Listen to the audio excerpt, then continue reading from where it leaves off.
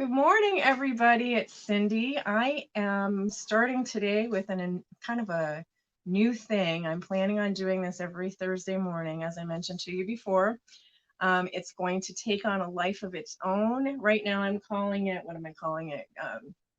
Morning Creativity with Cindy. That might change, who knows. But anyway, seated next to me is my friend Karen, who graciously agreed to appear with me on my very first episode of this live. Um, Karen is an artist. She has a studio here in Hudson, Ohio, which is actually below my studio, so it's kind of nice. We're very close in proximity. But I asked Karen to join me today to talk about like artist block, like those moments when those moments when you go, I'm never going to make another piece of art my entire life. I don't know what to do. But yeah. And it's so funny because I have experienced that on so many occasions. It's really funny. I have mentioned, I know I've mentioned to Karen, but I know I've mentioned to you all that watch as well, that I am very much an out of sight, out of mind kind of person. So here in the studio, I don't have a whole lot of like open storage space for my art supplies. And I don't have everything here either. That's another thing. We were talking about that once too. Yeah. So I'll sit down sometimes and I will try to figure something out and my mind just can't wrap itself around it. And so I've shared with you before my strategies on what I do to try to overcome that a little bit. But as I was messing with that same problem earlier this week and last week, I thought, you know what, that's a good topic. We'll readdress that with somebody else. So Karen, go ahead, you can jump in and yeah, good morning, everybody. I'm Karen Koch. I am a mixed media artist, and an abstract artist. So I do a lot of collage. I use paper, I use plastic, I use paint, stitching, buttons, thread, all kinds of stuff in my artwork. And my studio's here in the building where Cyndi is. I've been making art for a long time, and yeah, I mean, you kind of go through phases. So I think of art as a skill, almost a muscle you kind of have to exercise to keep it active. And, I'll have time periods where I can go gung ho and I can make all kinds of stuff. And then I have time periods where I'm like, I have no idea what to do with that. I got my paper sitting on the table and I have no idea even where to start. So I think it's something we all go through. And I think that's an important thing to recognize is that, you know, if you hit a phase like that, it's not the end of the world, and everybody does it. So I don't know. I go through and I keep a lot of sketchbooks. Whenever I get stuck, I find that I just doodle or do something real simple in a sketchbook. I keep a sketchbook everywhere. I packed up some to bring with me this morning, and when I was cleaning them up around the living room at home, I realized I have a whole bag of them here, and I still have 4 sitting in my living room. They're kind of by every place where I might sit, by the couch, where I watch TV, on the kitchen table, they're everywhere. I love that you do that. I've thought about, see, I've never kept a sketchbook before, never. Okay. Except unless I'm going to make something. So, but I've watched your process. I've watched other people's processes and thought before that it might not be such a bad thing to have one for those moments, even just to sometimes, because my go-to kind of art is paper and art journaling kind of thing. So if I just kept an art journal and worked in that every morning, and did something, I thought I'd be okay. Yeah, it's that kind of thing, and I guess that's more of what they are, as art journals as much as sketchbooks. When I say sketchbook, I think of like, the urban sketching that we've done, where you go out and you have this nice watercolor sketchbook and these fancy pens and watercolor, and you make these lovely sketches of whatever you're looking at. I do that, but my sketchbooks, my art journals, my notebooks are kind of my external brain. It's where I write grocery lists, and I write to-do lists, and I make notes from phone calls, and I doodle. I can sit and watch TV with a pen in my hand and just scribble and doodle. May not ever turn into anything, and that's okay. So When I was in high school, which is really funny, I don't know if I've ever mentioned it on this channel. I've always been an artist, Hmm. as most of us that do create have been. I just didn't know I was an artist. So growing up, my idea of art was always fine art, because that's my dad, who was an artist. That's where I get my artistic side from. He thought that, like, he thought that painting and drawing, that was art. So any of the other methods of creativity that I might explore were not really art, they were more craft. And he that anyway, that's where I came from.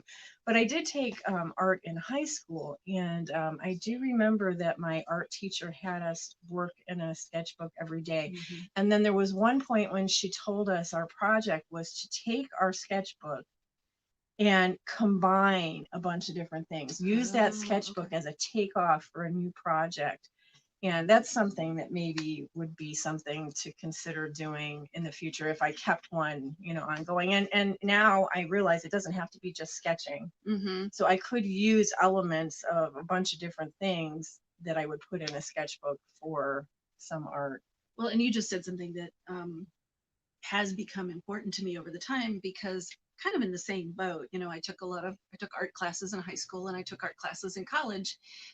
And you're taking those kind of foundation courses and they teach you all the rules. So they teach you about color and value and composition and fine art with a capital A.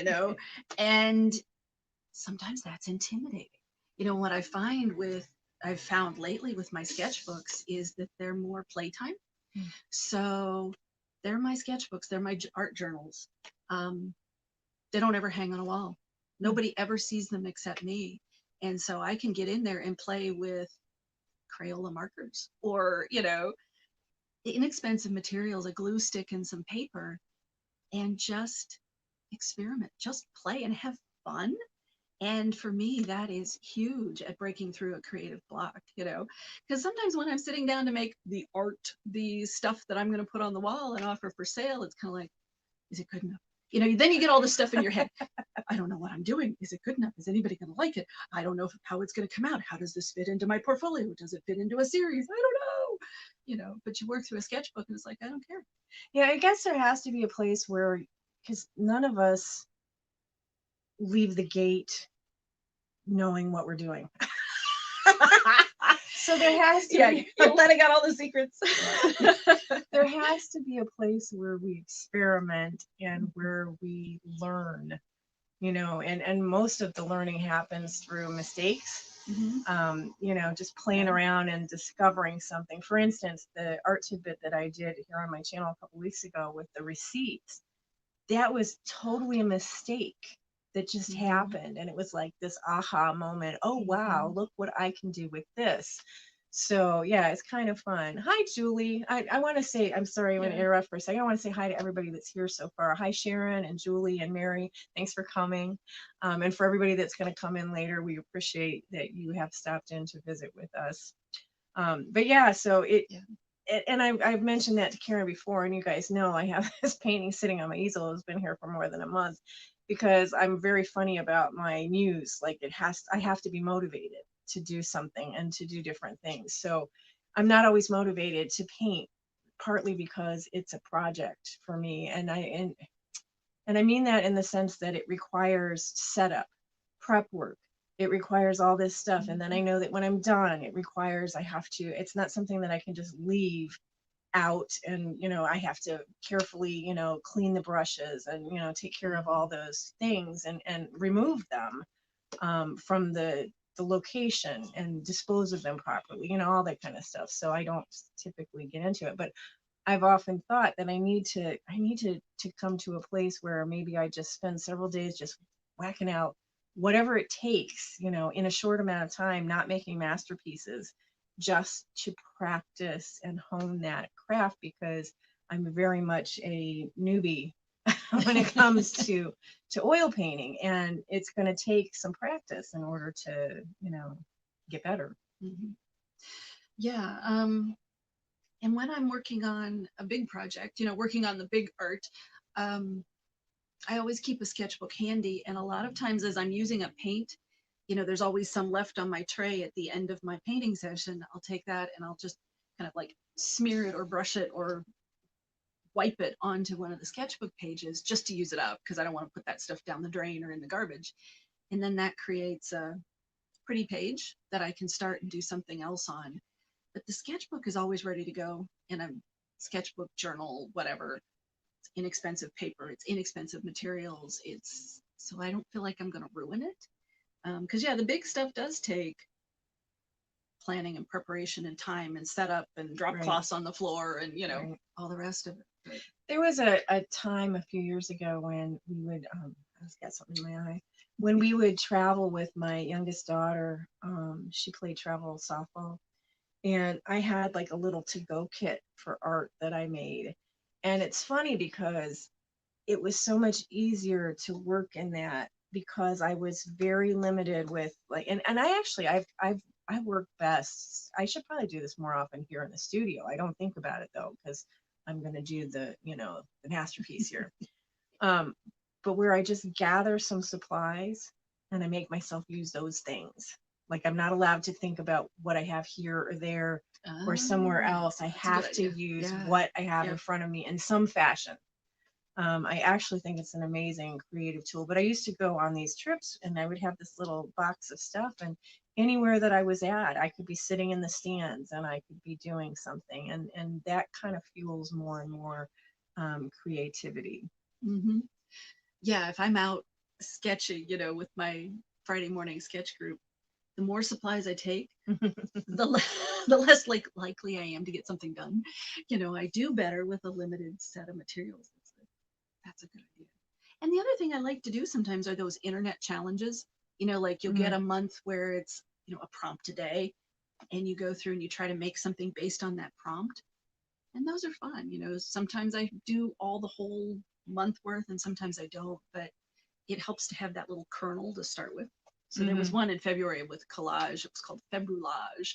And, it's all these abstract words, and you start with leaf. Okay, what do I do about leaves? I don't know, and you start, it just gives you a starting point. That's Just to a get, that's a really good suggestion. I think maybe I'll have to try to look for some of those types of things for. And actually, once upon a time, I've always like had in the back of my mind that I wanted to. Well, I don't know if you guys know this, but I used to publish a magazine, an art magazine, and Mhm. I've always wanted myself, because I was published in my own magazine, but I don't feel like that counts. So I've always wanted to submit to other magazines, and I've always kind of harbored Yeah. this thought of creating a book. But I just, you got to have an idea of where that's going to go. So one time or another, actually, one of my ideas was to talk about prompts and whatever. And I made all these little prompts for myself and was going to like pull them from a jar, and I never did. It'd be fun. Maybe I should try to That would be find that. Like, fun. like Yeah. actually, like I had an idea, and then I had a medium, and then there was a third one, and I can't remember what it was. So like I might pull out leaf, and I might pull out Like oil pastel, or exactly. yeah. And then I had It's to like a come little up. bingo card, Yes, with exactly, something very similar to yeah, that. So that that would be actually fun. might help.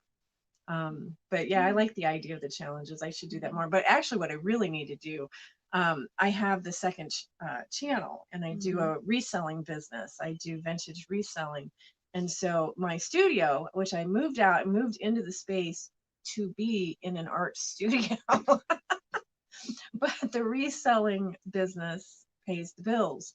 So put a lot more focus onto that because it's paying the bills. So I have to learn that balance between that business and then creating art. And I hmm think I had my finger on the pulse of what it was going to take when I first came here, but I kind of got busy, and that's just what happens. And I got, sidetracked. And that direction was that the first couple of hours or the first half of every day was going to be art related. Well, you know what happens? Then I Right. Yeah. trail in here late because I don't have to be there. Right. Yeah.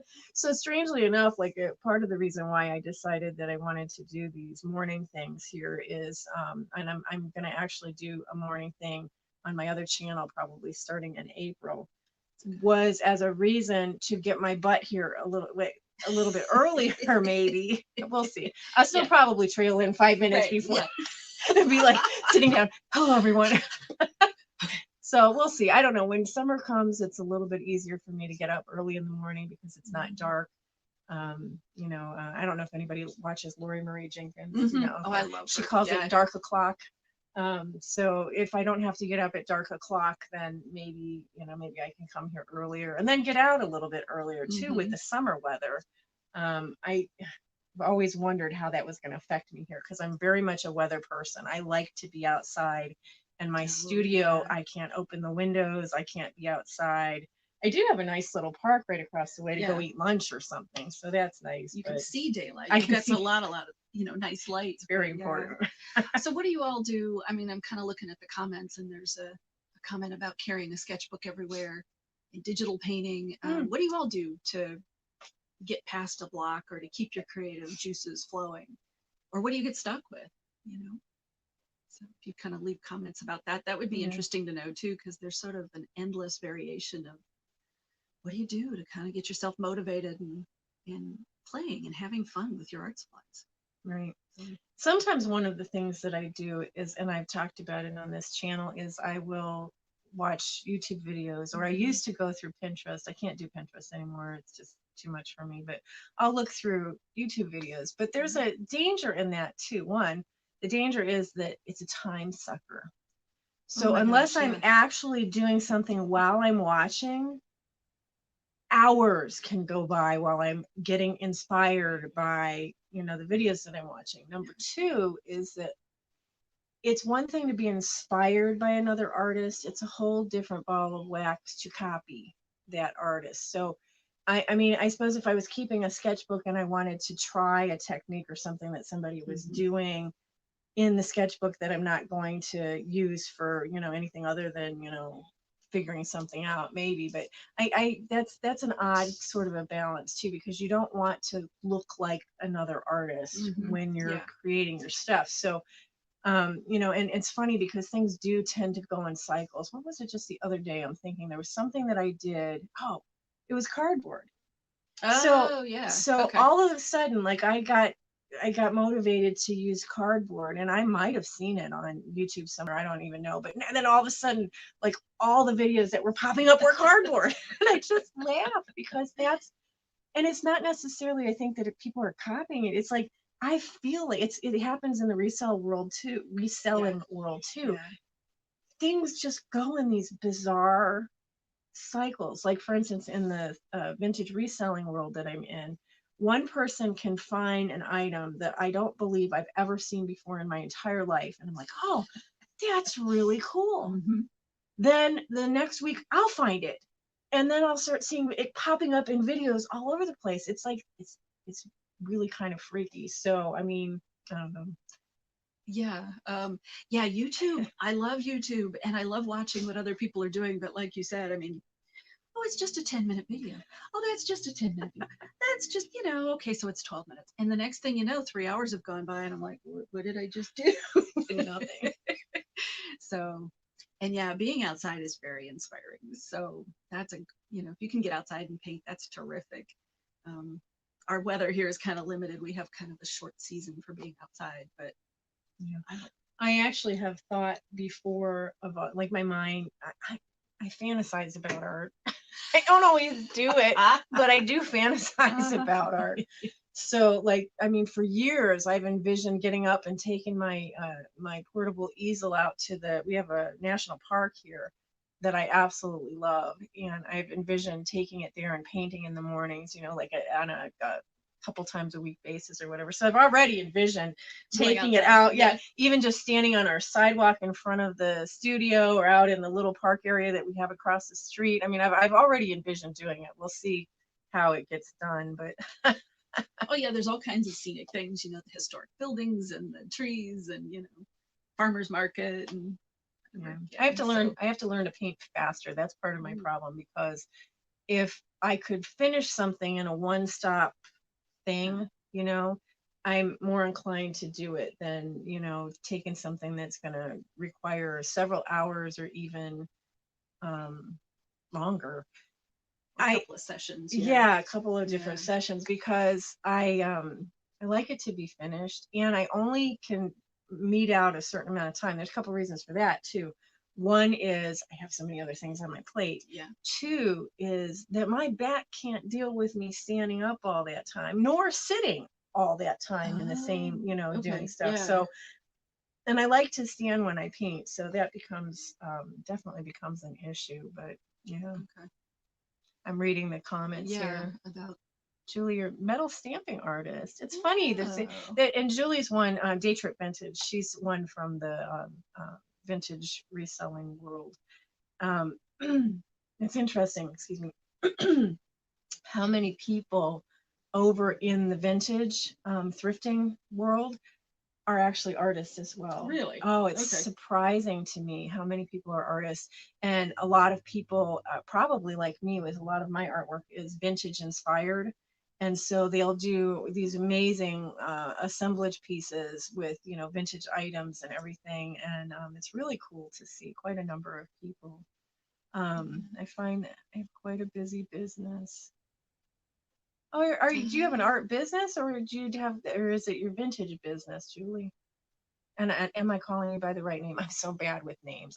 Okay, I'm very, very confidently calling you Julie. So hopefully I'm not off. No, actually, my name is Rebecca. Yeah. That happens that to me would all the do that. time. Yeah. Your alter ego. Oh, Mhm. that's funny. Yeah. So you said you brought some stuff with us to and with you to share. I did. I've got a couple of. On top of my power cord. I bought because. Oops, sorry. I just kicked the camera. Sorry. I brought them partly to show and partly for moral support because I feel better if I have a book in my hands. This is one of the journals I keep at home. These are inexpensive books. I think they're inexpensive. I have a friend who often would get me these. They come from one of the big box bookstores, and they go on sale quite a bit. And so she picks them up every once in a while when she gets them on sale. And usually at Christmas, I get a stack of them. They're 8.5 by 11, spiral bound. The paper's nothing fancy. It's kind of slightly heavy. I'm trying to find a blank page. Pardon me just a minute. I have to get a tissue. Keep talking. It's kind of like slightly heavier than computer paper. I collage on the covers just to make them more interesting sometimes. And I like to date in the front cover when I start the book. So just so I know how old it might be. But I go through and do everything from kind of full this way. Yeah. Full-fledged art journal pages to this kind of thing. And I don't work through the book page by page. This is one where I just smeared paint on it and did some stenciling. I think that's kind of funny that you said you don't work through it page by page. I'm a little bit anal retentive in some areas. Yeah. So if I didn't do page by page, it would make me crazy. And that's something I had to get over because I'm a big reader. And so you read books in sequence, and not working in a sketchbook page by page, one page right after the other, was kind of like, you mean I can do that? Oh, okay. This is one where I covered the page with just black masking tape. And so I don't know what I'm going to do with it, but it's sitting there for whenever I need that. Curly girl. Oh, let's go look her up. But then there's stuff like, I might just do scribbling. I don't know. I don't know what that's ever going to be or anything. Just playing around with Mark making. I like the bird on that. That's cool. Paint and collage and stuff like that, just to see what happens. It's funny. My art magazine actually was mixed media collage, but primarily in books, altered books. If you're not familiar with them, that's kind of where I got started in that magazine. It's called Altered Arts.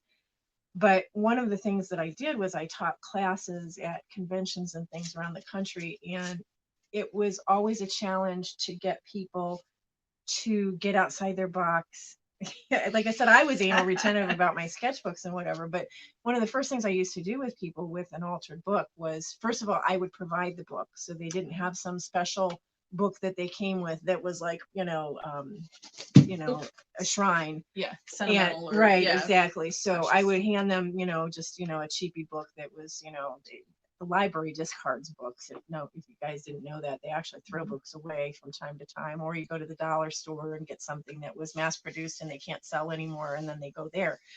Well, anyway, I would have one of the first things I would have them do was rip out a page. Oh yeah.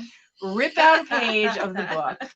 Then they had to scribble. Well, your scribbling is Right. what reminded Yep. me that they had to scribble in the book. So just to get over that. So I guess, like you said, I think if you make yourself do some of these things to step outside the box, Mhm.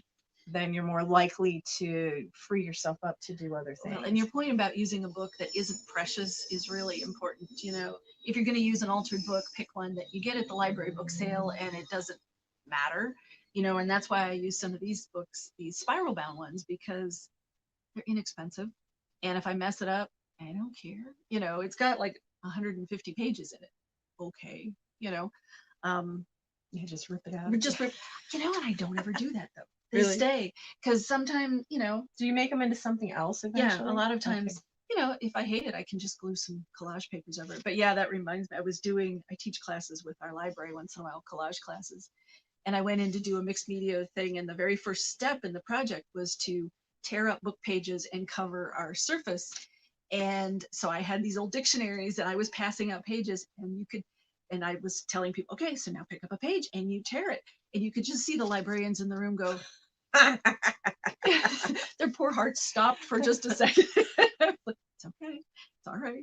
These are books, they're going to be discarded anyway. We might as well use them. So, Which is funny because as an altered book artist, which is I think I'm a mixed media artist, but I think that my original love was from altered books.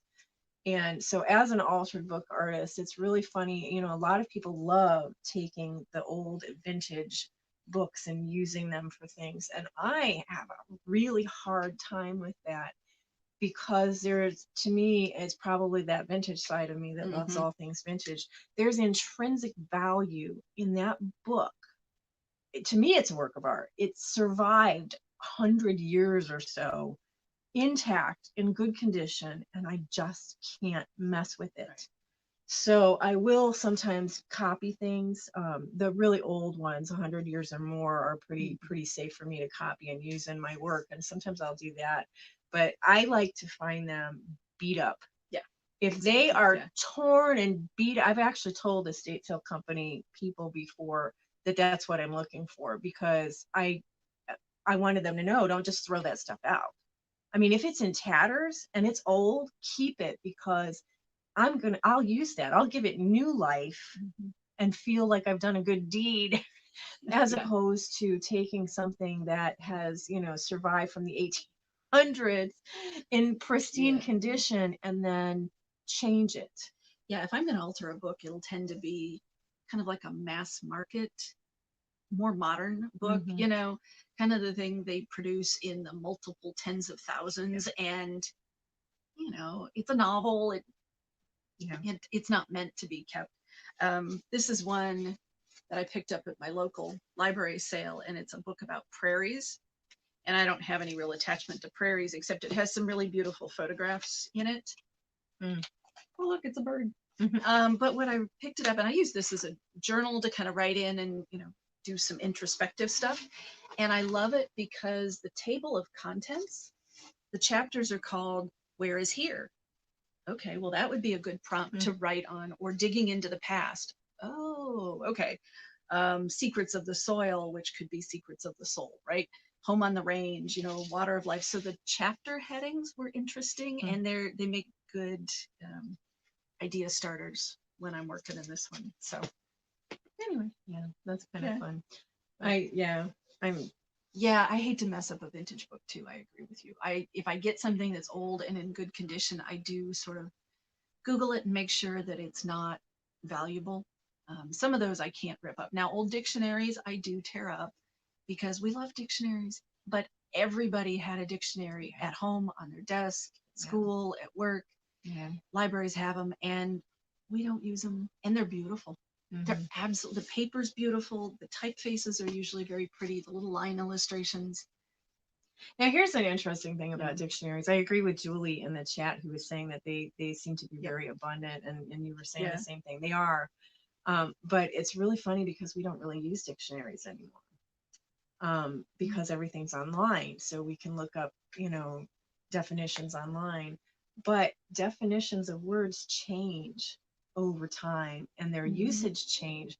So there's part of me that, like, I use them for the very reasons we just talked Yeah. about, but I'm also at some point they're going to become a little more precious too, because that's true. people like us are using them, and Or they get thrown away, and or so they're the just remaining ones are going to become scarce. Yeah. yeah. So that, I mean, that is something that I do think about as well. But for the time being, it's true. There's an abundance of them, and people don't want them. They're getting rid of them. They're occupying space that they don't need. Encyclopedias, I mean, encyclopedias came in sets of Yeah, I know. 20.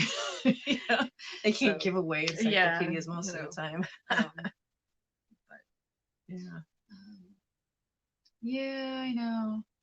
I hate to mess up a good old book. So yeah, if I use an old book, it's got to be falling apart or Yeah. not salvageable in its original format. One of the coolest ones that I ever used, I believe, was a dictionary. And if you guys look back on this art channel, I'm trying to think. I have playlists, but I don't know which playlist it's in. But it's a while back, and I don't have that many videos on this channel, so it's not hard to find. But it was a prayer journal that I made, and I had found an old dictionary that was falling apart, and it was a smaller dictionary, so it was kind of unique in that way. And the pages were falling out, they were waterlogged, the cover had some, lots of damage on it and whatever. And I took it apart, and I saved the pages for use later, and used the cover and some of the pages inside. And I really enjoyed that because I really felt like nobody else was going to love that book, because bibliophiles who collect books don't want the ones that are falling apart and messed up like that. So, it was destined to be thrown away. And so I used it, and I absolutely love the outcome of that particular book. So if you have a chance to look back, check that one out, because I think it came out really nice. So, but anyway. Do you all alter books? I'm looking at. I know Mary does. Yeah.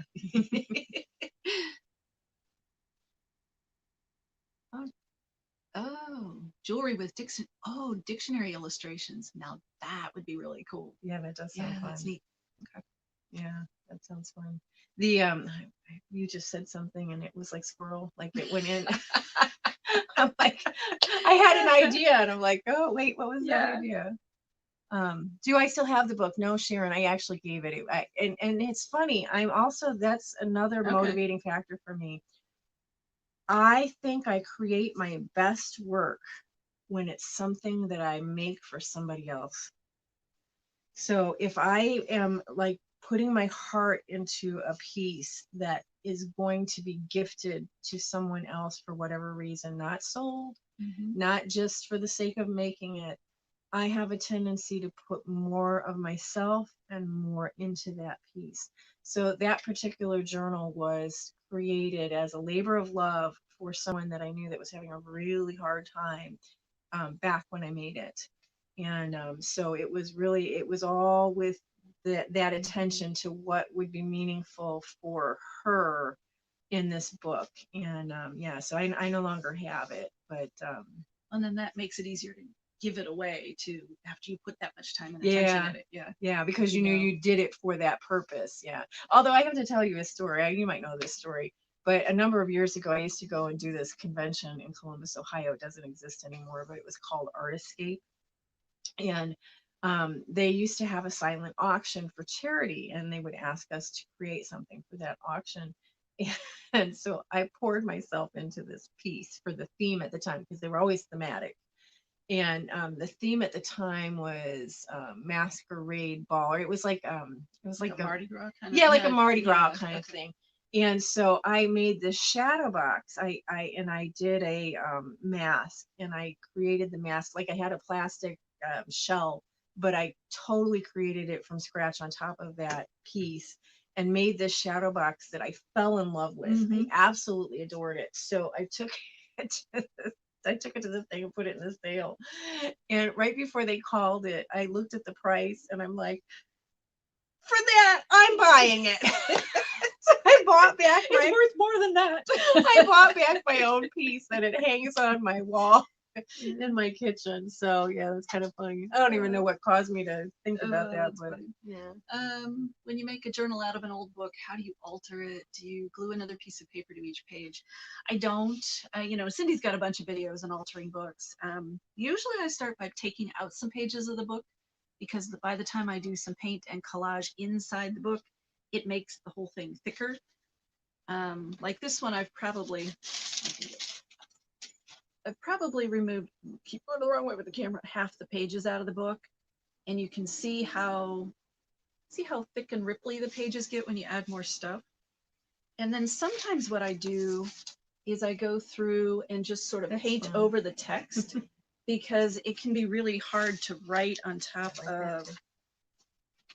See, like on this one, I tried to write over top of the printing and it was hard to read and hard to see.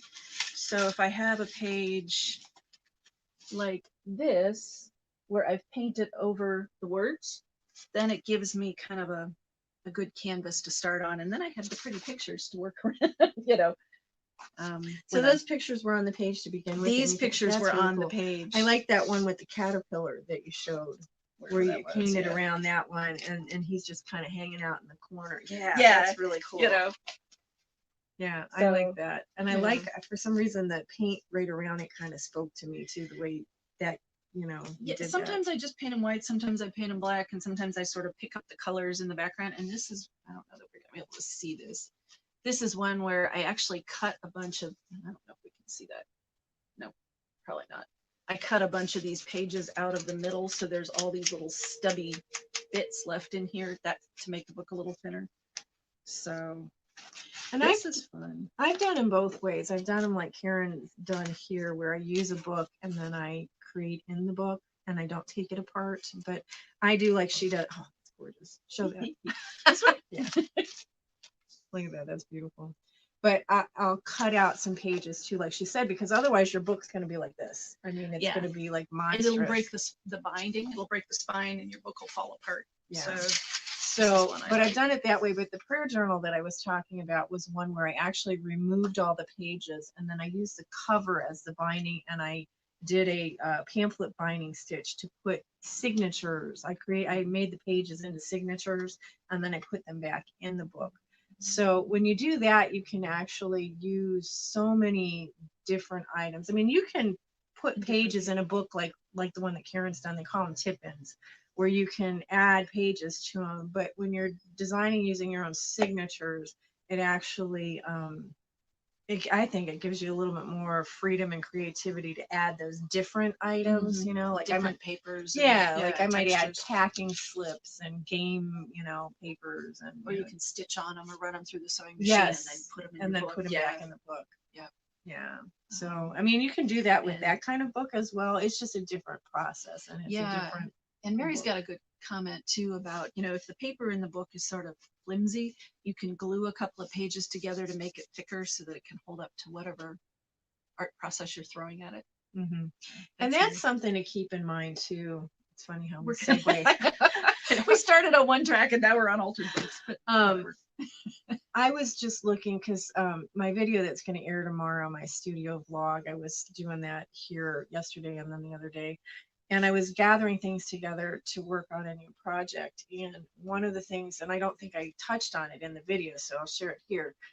As I was looking through some old books and things to find things to include in my project, I realized that some of my old books, the pages are just so brittle that I really couldn't use them for anything more than tearing them and collaging them. They could not be a base for my project because they would just disintegrate.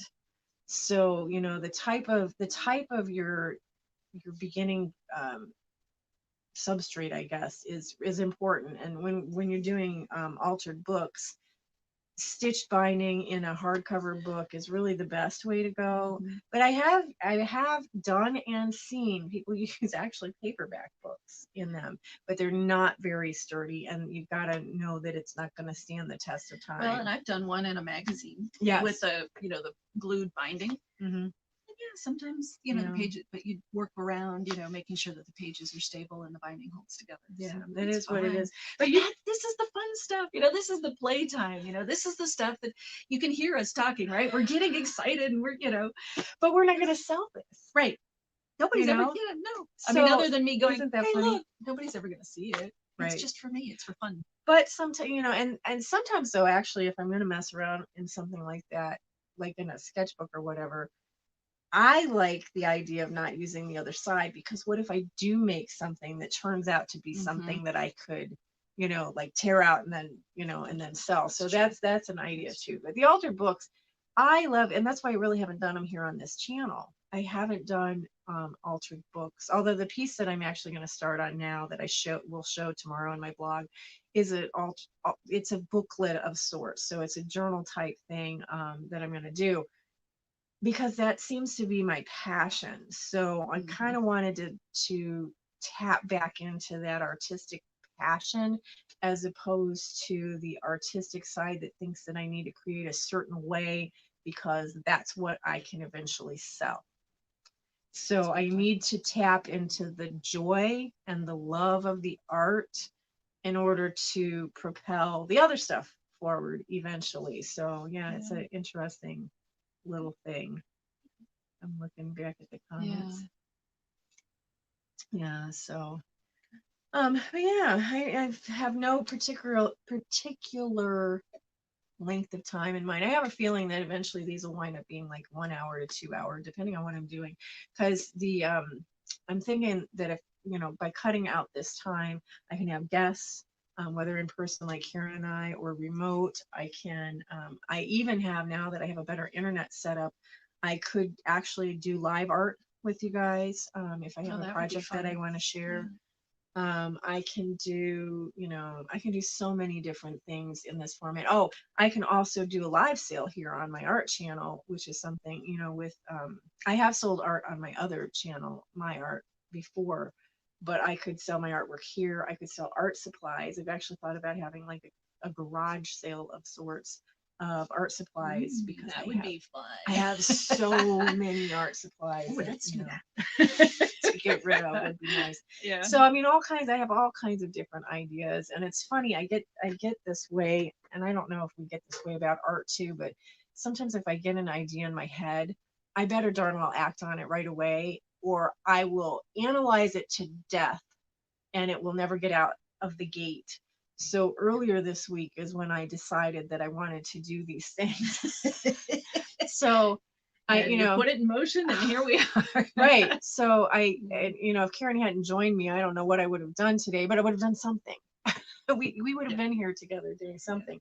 But I made, I made well, I'll call it a temporary logo, because I don't know. I may even change the name. I don't know. It's going to evolve over time. But I knew that if I didn't do it and do it now, that I would decide, okay, well, I don't want to set aside that time, or is that the best time, or right. So yeah, so I just had to jump in with both feet and get it going. So oh yeah, I actually, my goal eventually, and part of my goal with this studio, because I am a teacher by trade, I am a teacher by gifting, I think, by personality. That's just, it doesn't come across a lot of times in the way that I'm doing things now, but that is what I do, and I love it. And so one of my goals with getting the studio was to have a space where I could do some sort of instruction. It's not a huge space for instruction, but if we didn't have the pandemic going on, I could probably fit, 4 to 6 people in here for a class. But because of the pandemic, we've discovered Zoom and all the possibilities with Zoom. So as I move forward and I try to get my mind around, not my mind, but whatever, my life around the day-to-day runnings of things and try to meld the two together, I will eventually be doing classes. I have I mean, they'll probably start with things that I've probably done before because I have like a laundry list of classes that I have taught. And as a teacher, I keep all of those things, filed away for future use. So I have a lot of really Mhm. wonderful classes to do. Um, During this time period, probably not a class per se, but more along the lines of what I've done with the little art tidbits. So little techniques, little things that you can add to projects or whatever, not projects in and of themselves. So that's probably kind of the direction that I think that I'll take with that. But I might, if I'm on the ball enough, I may even announce to you the week before or whatever, hey, next week we're going to do thus and so I'm going to do this little technique. So if I'm doing it live, you could even join in with me and do it Have live your supplies. yourself. Have That your would be fun. supplies ready. Yeah. Yeah, it might be fun to do. But yeah, so kind of both of those things. Like I said, I'm trying to find that balance, and I'm trying to make myself realize that really the whole goal of this adventure of coming out into this space wasn't so much about having the resale business here as it was having the art studio. And then trying to make that balance. Fortunately, and thanks you to everybody that does come. I Mhm. have weekly sales on my other channel at 6 p.m. Eastern time where I sell the vintage stuff. And I'm very grateful because that has for the last month it paid the bills, and it's on track. I think it'll pay the rent this month as well. So I have myself, and I learned from making mistakes. I have a goal. So I'm on a 6 month goal, which I think that I will manage to consistently be able to use this business to pay the rent and the bills, including purchasing the stuff. I mean, that's part of Yeah. the bills that I sell. And then the next 6 months, we're going to work on paying me. Because Yeah. right now, I'm just doing it because I'm enjoying it. So yeah, but we're on track to do that. So I do appreciate all of you that help out in that regard. Um, but I have to realize what my initial priority was, because I don't want the other one to overtake the Mhm. art, and it very well could, especially when there's success in the other one. The tendency is to propel yourself to the success, and I don't know. It's like swimming. You don't know if you can swim in the deep end unless you take the water wings off.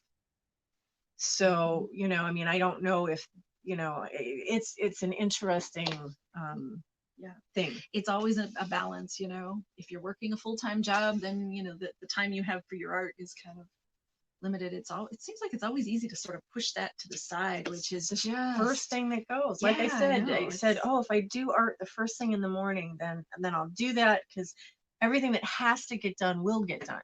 Okay, even if you stay late for it, it will get done. mhm. So if you do that first, but then what happens is I come in late, you know, I'll realize, well, I don't have anything I have to do in the morning. Yeah. So, I may Oh, not get here yeah. until 10, 11 o'clock, whatever. And then I'm pushing into the time that I have to use for the things that must get done. So, Well, maybe we ought to motivate each other because I do the same thing.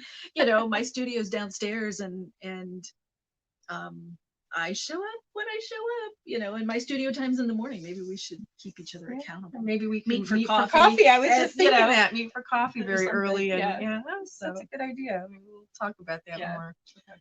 But yeah, that accountability is Oh, that's definitely, huge. yeah, that's a good Yeah. thing. So, but anyway, thank you to everyone who joined us. Do you have I anything appreciate. else to share or No, talk I mean about? lots of journals, but no, I think we covered a lot of really good things, and I appreciate the comments and the questions and the tips that you've been putting in the comments. That's been really helpful. So Yeah, yeah, yeah, very good. And so those of you that come after, okay, yeah. so we've got the live comments now, but those of you that come after and watch this video later on, leave your tips in the chat if you, or in the comment area if you would. how do you motivate yourself to create? How do you find balance? Since we wound up Mm-hmm. talking about that as well. How do you find balance between things and how do you move forward? I mean, we have Oh, okay. this would Yeah. be a whole nother thing. We have a friend who astounds me because she lives in her studio. Yeah. Yeah. Jane. Like Yeah. she talks about all hi Jane if you come in here. She's always And talking about how she's working. She puts out this amazing body well, of and work. Kara also. Yeah. I Yeah, mean, well, the work. Kara Yeah. Kara does has a studio in her house, and I think well, yeah, I'm trying to You think know, of about the but it's differences of that them, but they tend to they just put out an amazing body of work. they get in and get focused and get the work done, and Yeah, yeah. So I'm amazed by that because especially in my house, I would always be distracted by something else. And I thought it would be uh-huh. different here, but I'm distracted here as well. So I don't know. Maybe I'm just a squirrel. I don't know. Yeah. Anyway, So, thank you all for coming. Like I said, those of you come later, please leave your tips and your comments in the chat. And I will see you here again next week, Thursday morning, 10 a.m. Eastern, for something. We'll do something creative. Thanks for joining us, and see you guys the next time. Thanks, all right. Karen, for Thanks. coming. It's good to see everybody today. And thanks Bye-bye. for asking me. You're welcome. Bye, everyone. Bye.